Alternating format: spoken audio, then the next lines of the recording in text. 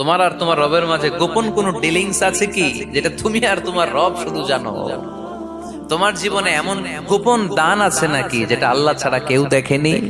ওই দানগুলোরে পছন্দ করে কে?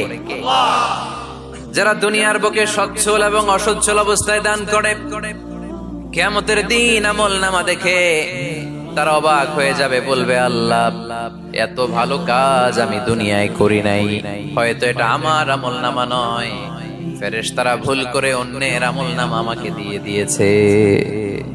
আল্লাহ বলবে না, আমার ফেরেশতারা ভুল করে না। ফেরেশতারা ভুল করে নাকি? তোমার আমল নামাই তোমার হাতে পৌঁছেছে। দানকারী বলবে আল্লাহ, এত ভালো কাজ আমি করি নাই, কি করে এত আমলের পাহাড়? আল্লাহ বলবে, ওই যে আমার খুশির জন্য, আমার ভালোবাসায় দুনিয়ার বুকে যে তুমি দান করেছো, ওই দানের সওয়াবটাকে পাহাড় পরিমাণ বড় করে আমি আল্লাহ নিজ দায়িত্বে তোর আমল নামায় ঢুকিয়ে দিয়েছি।